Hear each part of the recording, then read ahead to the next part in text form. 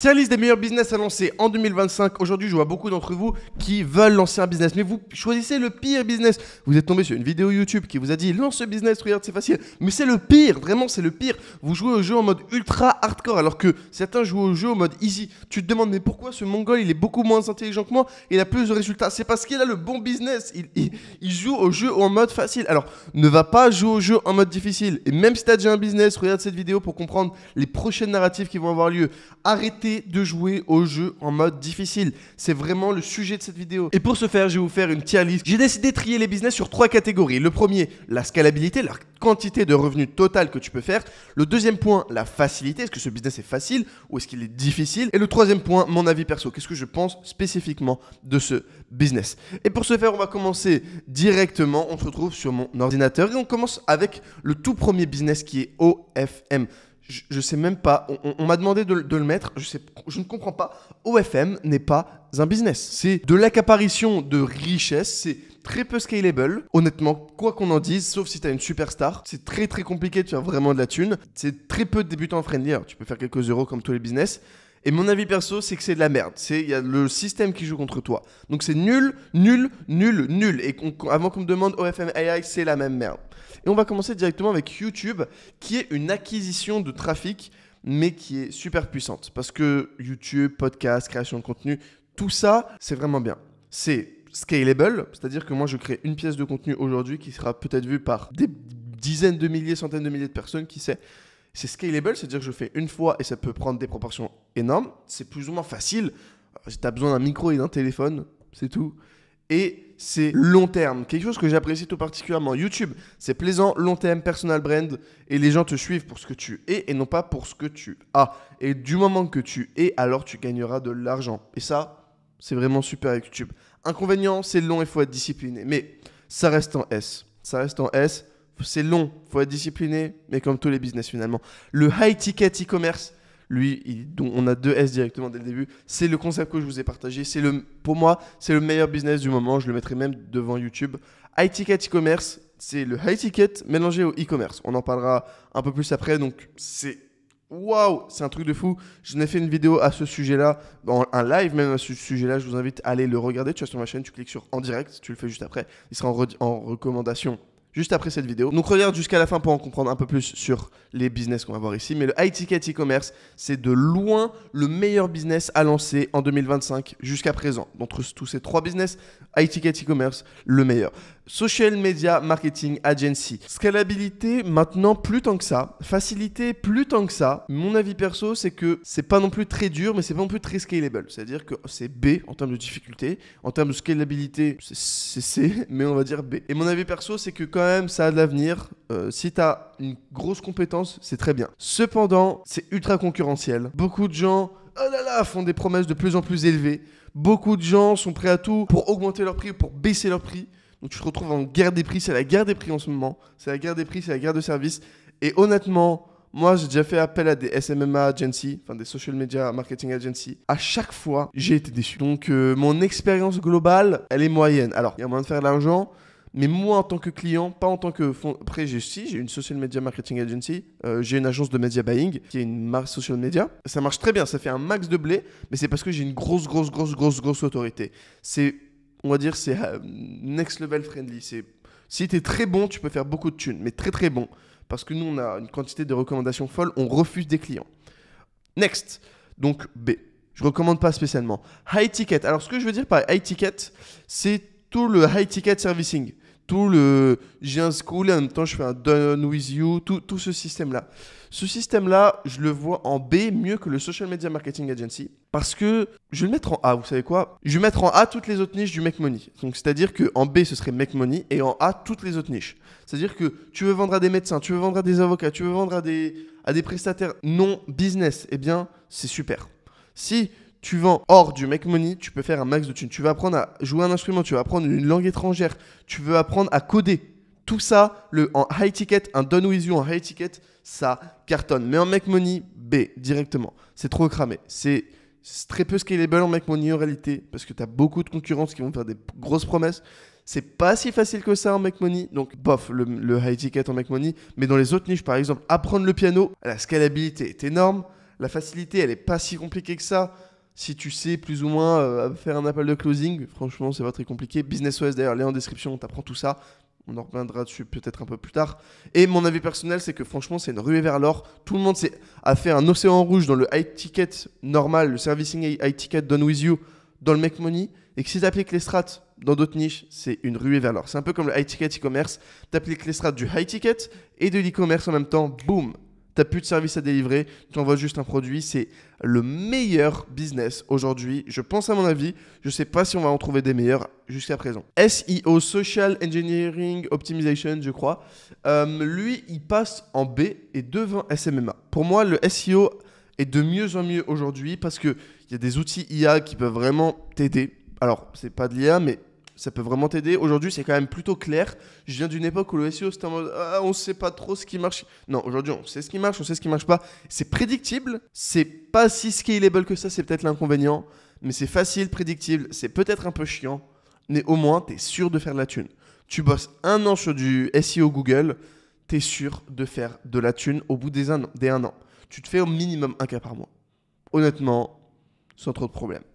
Next Agency, c'est comme Social Media Marketing Agency. Pour moi, c'est un peu le même niveau, mais un peu mieux. Je vais pas m'attarder 10 000 ans là-dessus. Ça dépend encore une fois de ta niche, ça dépend de tout ça. Mais Agency, ça a des gros potentiels, mais c'est encore une fois le jeu en mode difficile. Freelancing, le C, on le sait depuis le début. Le niveau salarié, c'est vendre son temps contre de l'argent. Freelancing, c'est la même chose, sauf que tu es payé avant de vendre ton temps. Donc, c'est de la merde. C'est vraiment le niveau tout en bas de la pyramide élémentaire. Freelancing, je ne recommande pas du tout. C'est pas scalable par définition, vu que tu vends ton temps. C'est pas facile, vu que c'est très compliqué de choper des clients aujourd'hui. Alors, même si tu es dans des niches comme le dev, ça reste toujours un océan bleu, ça reste compliqué d'avoir des clients, honnêtement. C'est qui se transforment, toutes les niches se transforment tranquillement en océan rouge. Webinaire, franchement, webinaire, excellent. C'est vraiment la méta du moment. Webinaire, c'est pas très facile pour les débutants, mais c'est tellement scalable et ça apporte tellement de thunes que franchement, c'est vraiment bien. Alors, je vais le mettre peut-être après high ticket servicing, mais c'est tellement bon et surtout dans les autres niches, la thune que ça génère, c'est impressionnant. Je ne crois que vous ne vous rendez pas compte. Des mecs qui font des lancements à 5 millions, 7 millions sur des webis, c'est quelque chose. C'est quelque chose. C'est très scalable. En réalité, c'est pas non plus super compliqué. Faut être bon en marketing et bon en acquis de trafic. Mais en vrai, si vous avez les bonnes méthodes, comme BusinessOS, dont je révèle vraiment toutes les méthodes dedans, mais c'est pas le sujet. Enfin, rejoignez si vous voulez, rejoignez pas si vous voulez pas. Si vous avez les bonnes méthodes, franchement, c'est pas super compliqué. Donc, je le mets en A parce que ça rapporte énormément de fric. Le seul peut-être inconvénient, c'est peut-être la facilité débutant. Mais honnêtement, c'est pas non plus très compliqué.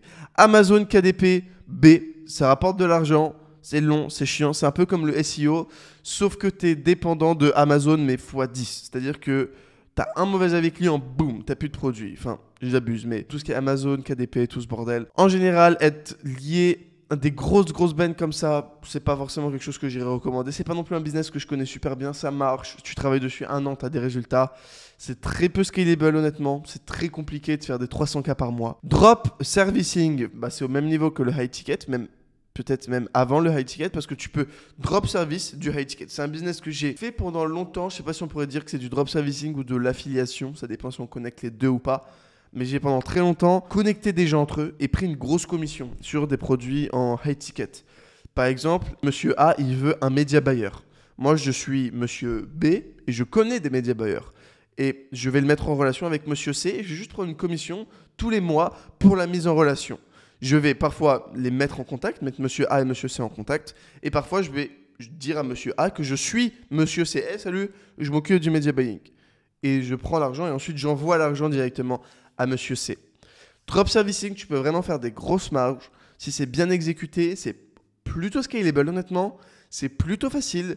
L'inconvénient, c'est que, voilà, c'est toujours sur la trouver des clients et la fidélisation de ces clients. Tu dois sacrifier un peu de ta marge pour avoir des clients satisfaits. Quelque chose qui n'est pas si obvious que ça à faire. C'est un peu aller à l'inverse des principes premiers du business. Web3, lui, ça passe directement en S, je pense, pour 2025. À voir où on en est aujourd'hui. Par Web3, j'entends travailler dans le Web3. J'entends pas lancer des NFT, j'entends pas lancer des memecoins, j'entends bâtir un projet. bâtir quelque chose de sérieux. En tant que founder, évidemment, créateur. Pas en tant que community manager ou truc comme ça, même si en vrai, pourquoi pas. Donc Web3 founder, c'est peut-être incomplet, mais c'est ce que je veux dire par là. Web3 founder, tu sais quoi, je vais le mettre en meilleur des A plutôt, parce que l'inconvénient, c'est quand même que l'année pro, ce sera l'hiver et tu risques de te faire un peu chier et de pas avoir de business pendant que tout ça, si tu avais un ticket e-commerce ou un YouTube, tu serais encore en train de manger. Peut-être un peu moins overall, mais tu serais toujours en train de manger. Ce qui est quand même un peu plus agréable, surtout en termes de LTV, YouTube, Web3, c'est peut-être un peu mieux. Consultant, franchement, consultant, c'est super. J'ai fait du consulting, je fais toujours du consulting, je suis plutôt bien payé pour faire du consulting, c'est super. Le gros avantage du consulting, c'est que t'as pas à mettre les mains dans la merde, ça c'est super. L'inconvénient, c'est que ça manque un peu de scalabilité. Un autre point faible, c'est qu'honnêtement, c'est très facile. Salut, on est en call, discutons, tiens des ressources, je te mets bien. J'adore être consultant. Si je pouvais être consultant at scale, je le ferais. C'est vraiment un business que j'adore faire, ça me permet de connecter avec d'autres gens. Maintenant, mon avis perso sur le consulting, c'est que même en tant qu'intermédiaire, même en tant que débutant, vendre sa connaissance, en général, t'en as pas beaucoup. Surtout quand t'as un mec en face de toi qui me dit « Alors, j'ai payé pour avoir ta connaissance, donne-la moi maintenant ». Ça peut mettre un peu la pression, surtout quand on n'a pas tant que ça en réalité. Donc consultant, on va pas le mettre, on va le mettre à la fin. Parce que c'est vraiment bien, mais il faut du knowledge. Il faut avoir travaillé en amont. Trading, en fait trading, voilà, c'est toujours le dilemme. C'est que je sais pas si c'est S ou si c'est nul.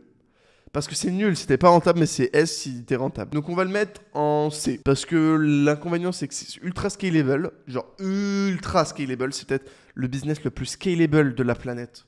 Vraiment. C'est-à-dire que si tu, devant un graphique, devant des marchés financiers, tu transformes un peu d'argent en plus d'argent, tu as juste à répéter la stratégie à l'infini. Et boum, tu deviens vraiment, vraiment riche. Le seul inconvénient, ça va être sur quel time frame tu travailles et ton cerveau. Donc, je vais le mettre en C parce que c'est tellement compliqué d'arriver à être un trader rentable. Vraiment, c'est tellement compliqué. C'est vraiment ultra, supra hardcore. C'est un travail personnel, un travail de connaissance, un travail d'ego, un travail d'émotion. C'est la meilleure thérapie que vous pourriez imaginer pour vous. Mais en même temps, c'est tellement dur parce que le travail personnel, c'est ultra compliqué. Il y a tout qui se contredit, créer une stratégie, s'y tenir, être discipliné. C'est un travail personnel super élevé. Et en tant que débutant où tu fais même pas ton lit, se lancer dans le trading, c'est une aventure ultra complexe. Ok, next one, dropshipping. Alors dropshipping, honnêtement, ça reste quand même l'un des meilleurs créateurs de richesse sur les 5 dernières années. Tu croises un mec random, tu sais pas d'où il vient. Salut, tu fais quoi dans la vie? Donc à Dubaï ou dans des events d'entrepreneurs Web 2. Salut, tu fais quoi dans la vie? 3/4, c'est du drop ou de l'e-commerce. What do you do? E-commerce. Ah ok, interesting, blablabla. Et ça s'arrête là. Tous, ils font de l'e-commerce. C'est dingue. Je vous jure que c'est dingue. Ils font tous de l'e-commerce. Alors, ils ont tous plus ou moins commencé il y a longtemps. Aujourd'hui, c'est plus compliqué, mais tout est plus compliqué aujourd'hui qu'avant. Et tout sera plus compliqué dans 3 ans qu'aujourd'hui. Enfin, c'est juste obvious. Dans la vie, ça marche comme ça. Dropshipping, ça reste quand même l'un des meilleurs moyens de créer de l'argent. C'est quand même pas très compliqué. C'est quand même plutôt scalable. L'inconvénient, c'est que quand même, faut envoyer de la thune en testing. Si t'as pas un minimum entre 1 et 4 000, 5 000 balles à claquer pour du drop, tu peux y arriver en dessous, hein, mais en dessous de 1K, ça me paraît compliqué déjà. Entre 1000 et 5000 balles, plus le prix de la format. Alors oui, tu peux, après tu te retrouves avec de la thune. Mais overall, faut quand même les avancer la thune, être discipliné sur le long terme. C'est un peu l'inconvénient que je joue du dropshipping. Maintenant, ça marche. Si tu appliques les bonnes méthodes, ça marche. Tout marche. On a déjà vu. Je vais pas passer 10 millions là-dessus, mais il y a tout qui marche. Même OFM, ça marche. Même freelancing, tout ça fait de l'argent. L'idée, c'est toi, qu'est-ce qui te correspond? À partir de mon avis perso, facilité et scalabilité, qu'est-ce que toi te correspond le mieux? Next one, infoprenariat, qui manque un U, mais lui, c'est mon petit bébé. C'est ce qui m'a fait les trophées derrière moi. C'est ce qui va me faire rajouter d'autres trophées, ce qui va me faire encore plus de thunes. C'est mon business que je suis en train de scaler à des skyrockets pas possibles.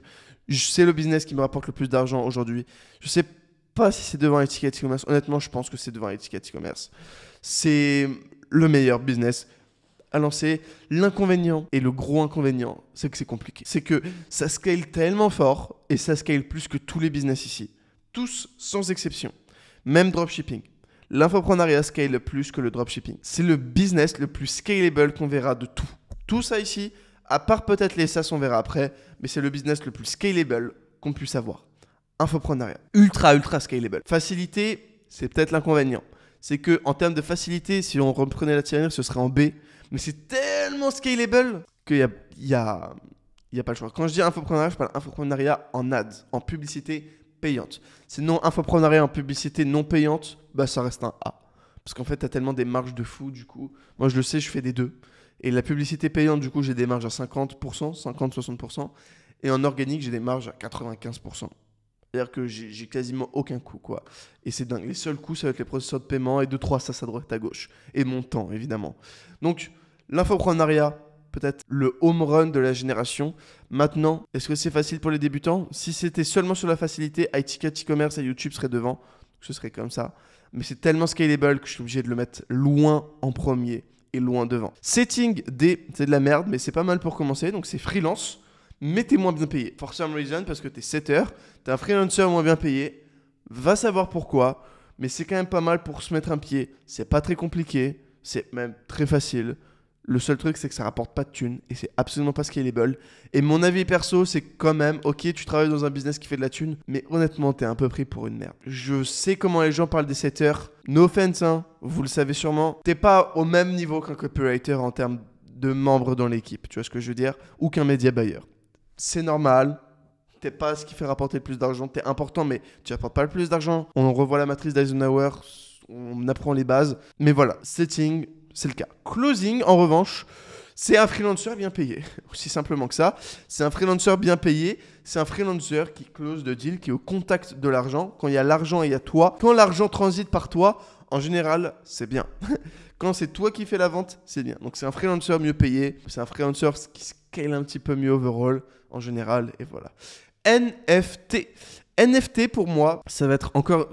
Aujourd'hui, ça ne l'est pas, mais je pense qu'on va revoir la grosse trend des NFT en 2025-2026, enfin pendant le bull market crypto qui a lieu actuellement. Peut-être que ça n'a pas encore boomé, mais je pense vraiment, et ce n'est pas un conseil d'investissement, faites vos propres recherches, que ça va boomer. Ça va reboomer comme l'année dernière, comme l'année dernière bull market. Alors ça va être une trend. Je dis pas qu'il faut commencer les NFT dès à présent. Je dis qu'il faut être attentif à cette trend parce que quand elle va péter très fort, à mon avis. Encore une fois, c'est pas un conseil en investissement. Faites vos propres recherches. NFT à ne pas sous-estimer. Tout le monde dort, tout le monde dort, tout le monde dort. C'est le premier bull market des NFT, le dernier. Là, on a eu un sale bull market, un sale bear market. Tout a été cut.